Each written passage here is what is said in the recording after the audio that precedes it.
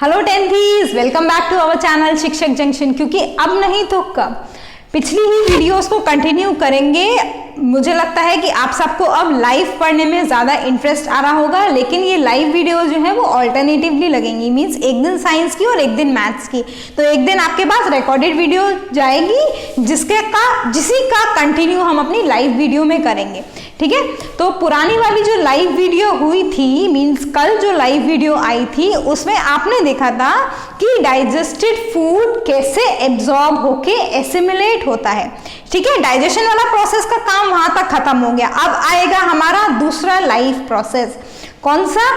उस digested food को या फिर उस एब्जॉर्ब्ड एंड एसिमिलेटेड फूड को हमको अब क्या करना है? यूज करना है हमारी सेल्स को। किसके लिए? In order to get the energy. ठीक, तो उस प्रोसेस को हम क्या बोलते हैं? रेस्पिरेशन। मतलब respiration is a process through which the assimilated food is further utilized in order to supply the energy to our body cells। ये हो गई सिंपल सी डेफिनेशन। अब अगर इसी को हम और सिंप्लीफाइड तरीके से लिखने की कोशिश करें तो हम क्या लिख पाएंगे? हम लिखेंगे हमारा एसिमिलेटेड फूड जो कि हमारी इंटेस्टाइन के थ्रू एब्जॉर्ब होके हमारी ब्लड स्ट्रीम में चला गया। ठीक है, इससे हमको क्या मिलने वाली है? इससे हमको मिलने वाली है एनर्जी। अब इस एनर्जी के दो काम होते हैं। ये जो एनर्जी इस फूड से मिलेगी उसके दो काम। पहला तो ये एज अ फ्यूल एक्ट करेगी ताकि हमारे for various metabolic activities that are carried within our body in order to keep us alive। ठीक, समझ में आया? क्या होगा? पहला तो ये फ्यूल का काम करेगी, जितनी भी मेटाबॉलिक एक्टिविटीज हम करते हैं उसको चलाने के लिए। दूसरी यही एनर्जी किसके लिए काम करेगी? It is used for the growth and repair of our body.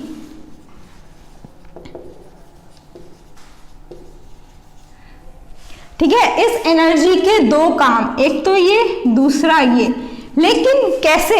How? ये एक इंपॉर्टेंट क्वेश्चन बन जाता है। कोई भी एनर्जी ये काम कैसे करेगी, ये है एक इंपॉर्टेंट क्वेश्चन जिसको हम इस रेस्पिरेशन वाले टॉपिक पे स्टडी करेंगे। ठीक है, before we will continue further on the process of respiration, I would suggest you to not to skip the video in between. अगर वीडियो स्किप किया तो बहुत सारे ऐसे छोटे छोटे कॉन्सेप्ट्स हैं जो समझ में नहीं आएंगे या क्लियर नहीं होंगे और फिर आगे जाके आपको दिक्कत होगी। ठीक है, तो वीडियो को स्किप कहीं पर भी नहीं करेंगे। और अगर कहीं पर भी डाउट आते हैं तो या तो कॉमेंट सेक्शन में या फिर क्या करना है आपको, हमारी जो जीमेल आईडी है shikshakjunction@gmail.com, उस पर आप कमेंट भी कर सकते हैं। अगर आपको नोट्स भी समझ में नहीं आ रहे हैं तो पर्सनली वहीं कमेंट सेक्शन में अपनी जीमेल आईडी लिख के भेज दीजिए या मेल आईडी जो भी है, हम आपको वो नोट्स भी प्रोवाइड करवा देंगे। ठीक, समझ में आया ये? अब देखो, इस एनर्जी को कैसे इन दोनों कामों के लिए यूटिलाइज करना है वो हमको देखना है। सबसे पहले रेस्पिरेशन का एक इंपॉर्टेंट फंडा समझते हैं। लास्ट की वीडियोस में मैंने आपको फोटोसिंथेसिस बहुत डिटेल में पढ़ाया था। ठीक है, समझ में आ ही गया होगा, तभी मेरे पास अभी तक कोई भी कमेंट्स नहीं आए हैं। ठीक है, फोटोसिंथेसिस प्रोसेस क्या था हमारा? CO2 plus 6 of water molecules के साथ क्या बन रहा था? C6H12O6 plus 6O2। ठीक, उसके साथ साथ हमें मिल रही थी, सॉरी यहाँ पर नहीं, हमें कुछ नहीं मिल रहा था, यहाँ पर थी हमारी एनर्जी, है ना? यही था ना फोटोसिंथेसिस का प्रोसेस, अगर याद हो तो। अब देखो जरा, मैं क्या करूंगी, रेस्पिरेशन का प्रोसेस समझाने के लिए कुछ चेंज नहीं करूंगी इस इक्वेशन में, एक माइन्यूट से चेंज करूंगी जो आपको समझ में आ जाएगा। अरे फिर आप बोलोगे बस यही है क्या रेस्पिरेशन प्रोसेस? हाँ, एक्चुअली में रेस्पिरेशन का प्रोसेस यही है जो इस समय आपकी बोर्ड पर लिखा हुआ है। आपको किस पर ध्यान देना है? सिर्फ इसके ऊपर। इसीलिए मैंने बोला कि आपको वीडियो स्किप नहीं करनी है, क्योंकि जिन बच्चों ने भी अभी वीडियो स्किप करी होगी उन्हें ये समझ में नहीं आया होगा कि ये एरो मैंने क्यों चेंज कर दिया। ये एरो मैंने इसलिए चेंज किया क्योंकि हमारा जो रेस्पिरेशन वाला प्रोसेस है वो फोटोसिंथेसिस का एग्जैक्टली ऑपोजिट है। ठीक है, इसमें ग्लूकोज ऑक्सीजन के साथ कंबाइन होकर हम किस में स्प्लिट होगा? कार्बन कार्बन डाइऑक्साइड में, वाटर में, और हमें मिलेगी हमारी एनर्जी। ठीक, यही एनर्जी इन दोनों कामों के लिए यूज होगी। अब ये एनर्जी, सबसे पहला क्वेश्चन, एनर्जी किस फॉर्म में हमको मिलेगी? और भी बहुत सारे क्वेश्चन है, किस फॉर्म में मिलेगी, कहाँ पर मिलेगी, कैसे यूटिलाइज होगी? कैसे यूटिलाइज होगी उसका आंसर हमने ऑलरेडी देख लिया। ठीक है, कैसे मिलेगी और कैसे स्टोर होगी वो अभी हम देखने वाले हैं। देखो कैसे मिलेगी वो हो गया इस प्रोसेस से, जैसे ही हमारा जो ग्लूकोज मॉलिक्यूल है, मतलब स्टार्च या फिर सिंपल शुगर मॉलिक्यूल है, वो जैसे ही ऑक्सीजन के साथ कंबाइन होगा वैसे ही किस में ब्रेक डाउन होगा? कार्बन डाइऑक्साइड में, वाटर में और फिर एनर्जी में। ये जो एनर्जी होती है ना, ये हमारी बॉडी में एक स्पेशल मॉलिक्यूल के फॉर्म में स्टोर रहती है जिसको हम बोलते हैं ATP, एडिनोसिन ट्राइफॉस्फेट। ठीक, एडिनोसिन हो गई शुगर मॉलिक्यूल और उस पर 3 फॉस्फेट के ग्रुप्स अटैच हैं, इसीलिए हमने उसको बोला ATP।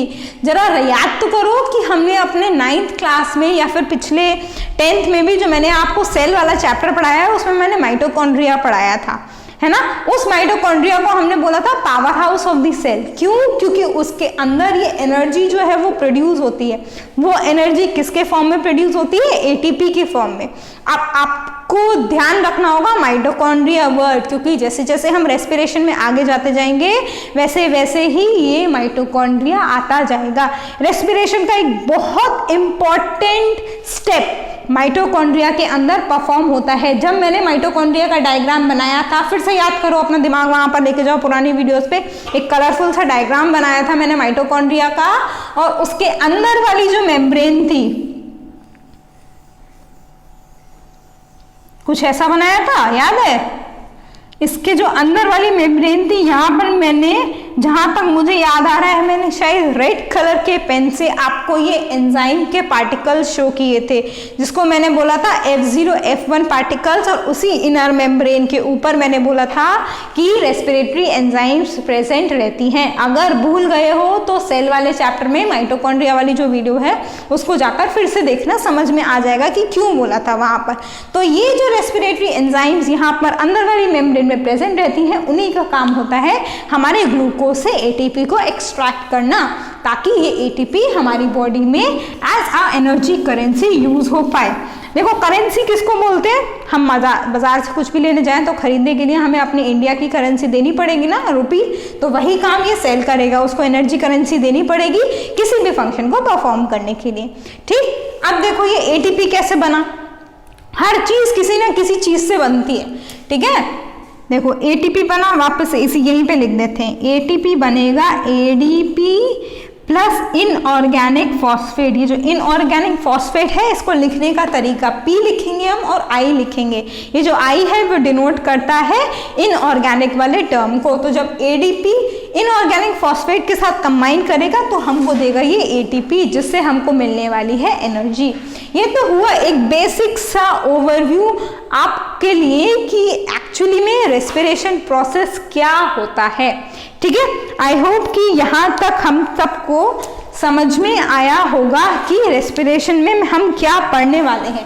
अच्छा, एक और चीज, अभी मैंने आपको बताया कि रेस्पिरेशन में माइटोकॉन्ड्रिया इन्वॉल्व है, मतलब पूरा का पूरा सेल इन्वॉल्व है अगर हम बाहर से देखें तो। ठीक है, तो क्या हो जाता है?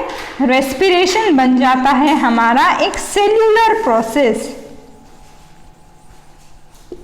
Respiration is a cellular process. Why? Because a particular organelle of cell, that is mitochondria, is involved. Other than that, the cytoplasm is also involved. How? That we will see when we will discuss the types of respiration part. ठीक है, लेकिन ये है cellular process. इसके अलावा एक और terminology आती है इस रेस्पिरेशन के साथ, जहां पर आप लोगों के जो कंफ्यूजन के चांसेस हैं वो बहुत बढ़ जाते हैं। वो टर्मिनोलॉजी कौन सी है? वो टर्मिनोलॉजी है ब्रीदिंग। कभी कभी हमको लगता है कि ये जो दोनों टर्म्स हैं वो सेम हैं। बचपन में भी आपने यही पढ़ा होगा, मतलब जब आप लोअर स्टैंडर्ड्स में थे तब आपने ये चीज़ पढ़ी होगी कि रेस्पिरेशन और ब्रीदिंग सेम ही होते हैं। लेकिन अब आपका स्टैंडर्ड बढ़ गया है तो ऑब्वियस ही बात है हमको इसका जो डेफिनेशन है या फिर इसके बीच में जो डिफरेंस है वो पता होना चाहिए। ब्रीदिंग क्या है? देखो, क्या किया हमने, इनहेल और एक्सहेल, इनहेल और एक्सहेल, ये है ब्रीदिंग, सांस लेना और छोड़ना। कोई भी सेलुलर प्रोसेस इसके अंदर इन्वॉल्व नहीं है, कोई भी सेल इन्वॉल्व नहीं है, तो इसको हम क्या बोलते हैं, breathing. Simply inhaling and exhaling the air, inhaling the air that is rich in oxygen and exhaling the air that is rich in carbon dioxide, that is simply breathing. But when the cells are getting involved within this breathing process so as to utilize that oxygen which we are inhaling with the air and using that particular oxygen to break our food, that is the glucose molecule, in order to liberate this energy is known as respiration. बहुत कुछ एक ही सांस में English में बोल गई ना मैं, चलो एक बार फिर से बोलते हैं। ब्रीदिंग क्या हुआ, इनहेल किया और एक्सहेल किया, कोई सेल इन्वॉल्व नहीं है इसमें। इनहेल हम क्या कर रहे हैं, ऑक्सीजन रिच एयर, एक्सहेल हम क्या करेंगे, कार्बन डाइऑक्साइड रिच एयर, ठीक है, ये हो गया ब्रीदिंग प्रोसेस। लेकिन जब इसी ब्रीदिंग प्रोसेस से जो हमने ऑक्सीजन इनहेल की, उससे जब हम इस ग्लूकोज मॉलिक्यूल से, मतलब इस ऑक्सीजन को यूज करके जब हम इस ग्लूकोज मॉलिक्यूल को स्प्लिट करने की कोशिश करेंगे या फिर इसको हमारे सेल्स तोड़ेंगे ताकि हमें ये एनर्जी मिल पाए, तो उस प्रोसेस को हम बोलते हैं रेस्पिरेशन। इसीलिए मैंने आपको बोला कि respiration is a cellular process whereas breathing does not involve any of the cells in it, ठीक है। सिंपल मैकेनिज्म है, फिजिकल मैकेनिज्म है, जबकि रेस्पिरेशन एक बायोकेमिकल मैकेनिज्म है। अब देखो एक और वर्ड आया, क्या होता है ना, जब हम बात करना शुरू करते हैं, जब समझाना शुरू करते हैं, तो एक के बाद एक वर्ड आने शुरू हो जाते हैं। वो वर्ड्स ऐसे नहीं आते, उन हर एक वर्ड का एक पर्टिकुलर मीनिंग होता है। जैसे कि सेलुलर प्रोसेस के बाद मैंने बोला आपको respiration is a biochemical process, right. Biochemical का मतलब, chemical means it has certain chemicals that are involved in it. ये केमिकल्स किसकी फॉर्म में रहते हैं, एंजाइम्स की फॉर्म में। That means the respiration process has lot many enzymes that are included within the system so that the glucose gets broken down into the carbon dioxide, water और whatever the product is in order to liberate this energy. ठीक, समझ में आया कि respiration को हमने ये क्यों बोला। ये तो हो गई सिंपल रेस्पिरेशन की बात, एक ओवरव्यू हो गया ये। अब देखो एक और इम्पोर्टेंट टॉपिक इसी वीडियो में कवर करेंगे हम, और उसके बाद जो रेस्पिरेशन ऑर्गेनिज्म में है, मतलब प्लांट्स और एनिमल्स में, वो हम अपनी लाइव वीडियो में पढ़ाएंगे, क्योंकि वहाँ पर पढ़ना आपके लिए भी थोड़ा आसान हो जाएगा, क्योंकि आप अपने डाउट्स वहीं पर पूछ पाएंगे। ओवरव्यू यहाँ क्लियर करेंगे, उसके बाद सिंपल जो अच्छी वाली, जो इंटरेस्टिंग वाली चीज़ें हैं, इंटरेस्टिंग फैक्ट्स के साथ, वो सारी लाइव वीडियो में पढ़। इसका मतलब ये नहीं है कि रिकॉर्डेड वीडियोज़ को देखना नहीं है, क्योंकि वो इंटरेस्ट नहीं है। अगर वो नहीं देखोगे तो बेस नहीं बनेगा, ठीक है। चलो, टाइप्स ऑफ रेस्पिरेशन सबने बचपन में पढ़ा होगा। दो तरीके के प्रोसेस होते हैं, है ना। कौन कौन से, एक तो हुआ एरोबिक, दूसरा हो गया एनएरोबिक। नाम पे जाओ। एरोबिक एयर इंक्लूडेड है, that means it takes place in the presence of oxygen. Air का मतलब हम रेस्पिरेशन में ऑक्सीजन या कार्बन डाइऑक्साइड से ही रिलेट करेंगे।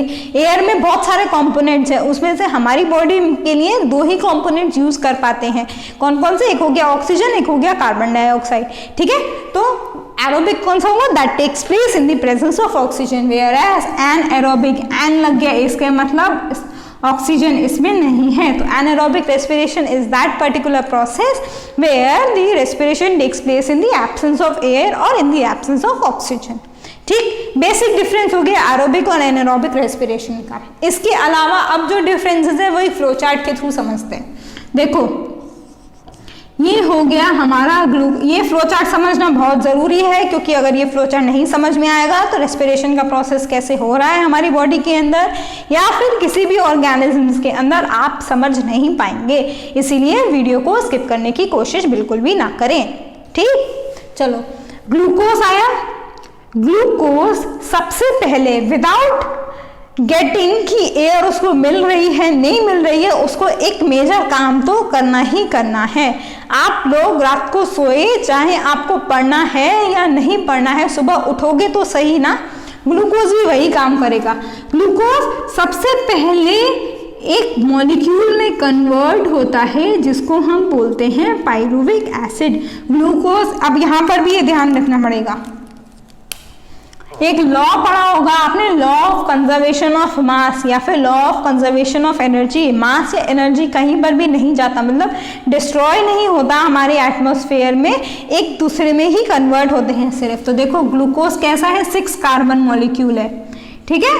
पाइरुविक एसिड 3 कार्बन मॉलिक्यूल है, इसका मतलब एक ग्लूकोज से हमको 2 पाइरुविक एसिड के मॉलिक्यूल्स मिलेंगे, ठीक। इस प्रोसेस को हम बोलते हैं ग्लाइकोलिसिस। फिर से नाम पे जाओ, कभी कभी सोचते होगे कि मैम कितना नाम पे जाती है ना। नाम पे इसीलिए जाते हैं क्योंकि नाम से हमको अच्छा समझ में आता है। कभी भी ट्राई कर लेना, आपकी चीज अगर नाम से याद करोगे तो कभी भी नहीं भूलोगे। देखो ग्लाइको का मतलब हो गया शुगर मॉलिक्यूल, लिसिस का मतलब हो गया स्प्लिटिंग, यही कर रहा है ना। ग्लाइकोलिसिस के टाइम पर हमारा ग्लूकोज का मॉलिक्यूल 6 कार्बन का कंपाउंड था, 3 कार्बन के कंपाउंड में टूट गया, इसीलिए इसको बोला हमने ग्लाइकोलिसिस। ये प्रोसेस एरोबिक और एनएरोबिक दोनों में होगा, कोई फर्क नहीं पड़ता ग्लूकोज को ऑक्सीजन मिलेगी या नहीं मिलेगी, वो बाद में डिसाइड करेगा, वो भी ग्लूकोज डिसाइड नहीं करेगा, ये पाइरुविक एसिड डिसाइड करेगा। अगर ऑक्सीजन मिलेगी तो दूसरे कंपाउंड में टूटेगा, अगर नहीं मिलेगी तो दूसरे में टूटेगा। मतलब ये जो पाइरुविक एसिड है वो थाली में बैगन है, अगर मिल गई ऑक्सीजन तो इधर चला जाएगा, नहीं मिली तो उधर चला जाएगा। ग्लूकोज फिक्स है, इसे तो टूटना ही टूटना है हर हालत में, ठीक। ग्लूकोज टूट गया पाइरुविक एसिड में, किसके थ्रू, ग्लाइकोलिसिस के थ्रू। अब ये पाइरुविक एसिड अगर एरोबिक रेस्पिरेशन होगा तो टूटेगा हमारा कार्बन डाइऑक्साइड में, वाटर में, प्लस एनर्जी। एनर्जी तो उसे यहां पर भी मिलेगी, प्लस 2 एटीपी के मॉलिक्यूल्स। जब वो ग्लूकोज टूटेगा पाइरुविक एसिड में तो 2 मॉलिक्यूल्स एटीपी के इसको यहां पर भी मिलेंगे, ठीक है। अब अगर उसको ऑक्सीजन मिल गई मतलब उसका होगा कंप्लीट ऑक्सीडेशन। ये जो फ्लो चार्ट बोर्ड पे बन रहा है ना, बहुत इंपॉर्टेंट फ्लो चार्ट है, ठीक है, कभी भी इसको भूलना नहीं। कार्बन डाइऑक्साइड में, वाटर में और एनर्जी में, ये जो एनर्जी है वो कितने मॉलिक्यूल्स होंगे एटीपी के, 36 एटीपी के मॉलिक्यूल्स। मतलब अगर पूरा प्रोसेस आप एरोबिक की दृष्टि से देखें तो 36 + 2 38 मॉलिक्यूल्स ऑफ एटीपी। अगर उसको ऑक्सीजन मिल गई तो एक ग्लूकोज का मॉलिक्यूल 38 मॉलिक्यूल्स ऑफ एटीपी में एनर्जी रिलीज करेगा, ठीक है। ये तो हो गई एरोबिक रेस्पिरेशन की बात। अब अगर एनारोबिक रेस्पिरेशन हुआ मतलब उसको ऑक्सीजन की सप्लाई नहीं मिली तो 2 तरीके हो सकते हैं।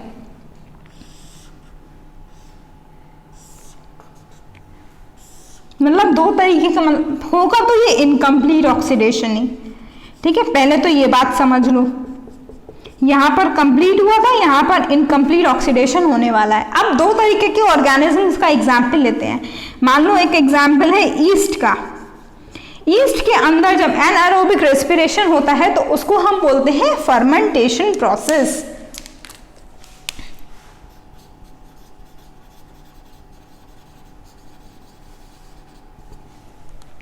ठीक है, इस फर्मेंटेशन के थ्रू हमको क्या मिलेगा, हमको मिलेगा इथेनॉल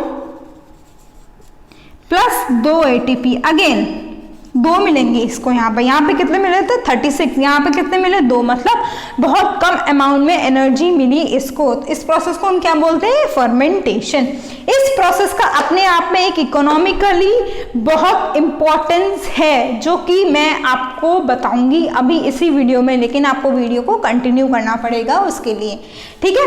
एक तो हमने देखा ईस्ट में, उसके अलावा हम ह्यूमंस के अंदर, ऑल्दो हम ह्यूमंस क्या करते हैं, अपना मेजॉरिटी ऑफ जो ऑक्सीजन है वो एरोबिक प्रोसेस से ही ऑब्टेन करते हैं, लेकिन हमारी जो मसल सेल्स होती है ना, कभी कभी इन मसल सेल्स के अंदर एनारोबिक रेस्पिरेशन प्रोड्यूस होता है, जिससे हमको क्या मिलता है, हमको मिलता है लैक्टिक एसिड। आप सबकी बॉडी में ये कभी ना कभी हुआ होगा। मैं बताऊं कब हुआ होगा? कभी याद करो, बहुत तेज बहुत दिनों बाद दौड़ लिए, या फिर बहुत दिनों बाद बहुत ज्यादा चल लिए, ठीक है। वैष्णो देवी गए हो तो एकदम से बहुत टाइम के बाद आपने चढ़ाई करी हो तो क्या होता है, आपके पैरों में एकदम से दर्द होने लगता है ना, स्पैज्म्स होने लगते हैं, उसको हम बोलते हैं स्पैज्म,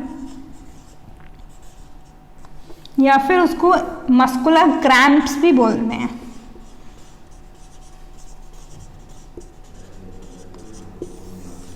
ये मस्कुलर क्रैम्प्स कब होते हैं? जब आप एकदम से बहुत ज़्यादा विगरस एक्सरसाइज भी कर लेते हैं, तभी भी मिलेंगे आपको देखने को। आपके पैरों में दर्द होना शुरू हो जाएगा, या फिर और उसको हिंदी में बोले तो हम लोग के पैर जो है वो भर जाते हैं बहुत ज़्यादा चलने के बाद।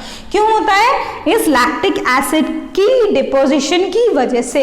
हम जितनी एनर्जी अपनी मसल से एक्सपेक्ट कर रहे हैं उतनी वो हमें नहीं दे पा रहे, या फिर उतनी हमें क्यों नहीं दे पा रही? क्योंकि उसके पास उतनी अमाउंट में ऑक्सीजन की सप्लाई नहीं मिल रही है। ऑक्सीजन की सप्लाई उसको नहीं मिलेगी तो हमें एनर्जी तो चाहिए ही चाहिए, हम तो रुक नहीं रहे। तो क्या करेंगी मसल? एनारोबिक तरीके से लैक्टिक एसिड को बनाना शुरू करेंगे, थोड़ी सी एनर्जी हमको देना शुरू करेंगे। यही रीजन है कि बहुत ज्यादा जब पैरों में दर्द होने लगता है उसके बाद बहुत ज्यादा हमसे नहीं चला जाता, क्योंकि हमें एनर्जी तो मिल रही है लेकिन साथ साथ ही लैक्टिक एसिड का भी तो डिपोजिशन बढ़ता जा रहा है ना, तो इसको भी तो कम करना पड़ेगा, अदरवाइज हमारे पैरों का दर्द और बढ़ जाएगा, है ना। तो ये है एक तरह का और एक एनारोबिक रेस्पिरेशन का प्रोसेस जो ह्यूमंस के अंदर चलता है, ठीक है। ये हो गए दो टाइप्स, एरोबिक और एनारोबिक रेस्पिरेशन के। अब मैंने आपको एक चीज, मैंने आपसे क्या क्वेश्चन पूछा था? हाँ, मैंने आपसे एक क्वेश्चन पूछा था कि कैसे ये ईस्ट जो है वो हमारी फर्मेंटेशन का प्रोसेस कैसे इकोनॉमिकली यूजफुल है। एक तो ये एक मैं आपको फैक्ट जो है वो लाइव वीडियो में क्लियर करूंगी, अभी नहीं करते हैं, ठीक है। और एक और फैक्ट लाइव वीडियो में क्लियर करेंगे हम, जब ये लैक्टिक एसिड बनने लगता है तो आपने भी देखा होगा, अगर आपने ऐसे एक्सरसाइज करी हो तो मसाजर्स आते हैं, है ना, या फिर मसाज वाले बैठे होते हैं रास्ते में। अगर हम ऐसी किसी जगह पर जा रहे हैं जहाँ पर हमें बहुत चलना है तो मसाज से कहते हैं कि ये जो क्रैम्प्स है, मस्कुलर क्रैम्प्स है, वो दूर हो जाएंगे। तो ऐसा भी क्यों होता है वो भी हम अपनी लाइव वीडियो में ही डिस्कस करेंगे। इस वीडियो में हमने क्या क्या पढ़ा, रेस्पिरेशन क्या होता है और उसके दो टाइप्स, एरोबिक और एनारोबिक रेस्पिरेशन। इसके अलावा जो आपकी लाइव वीडियो अब लगने वाली है वो और भी ज़्यादा इंटरेस्टिंग होने वाली है, क्योंकि उसमें आपने सुना, अच्छा ये आप सबको आंसर इसका पता होगा कि फास्टेस्ट रनिंग एनिमल कौन सा है? सबको पता है चीता होता है ना, फास्टेस्ट रनिंग लैंड एनिमल। तो क्या चीता के अंदर भी या फिर चीता की उस रनिंग के टाइम पर क्या डायनामिक्स रहती है, क्या उसकी लिमिटेशन? फास्टेस्ट रनिंग तो हमने सुन लिया, लेकिन उसके बावजूद उसके पास इस चीज़ को कोप अप करने के लिए या फिर इस चीज़ से छुटकारा पाने के लिए बहुत सारी चीज़ें ऐसी हैं जो उसकी लिमिटेशन बन जाती हैं, वो भी हम अपनी लाइव वीडियो में बात करेंगे, ठीक है। तो टिल देन आप अपना बेसिक जो है वो पूरा क्लियर करो ताकि आपको लाइव वीडियो में कोई भी दिक्कत ना रहे, ठीक है। कोई भी दिक्कत आती है तो कमेंट सेक्शन में मेरे को भेज देना, I will make it clear at that particular point itself. So have a good day, take care, we will meet in our live video, bye bye.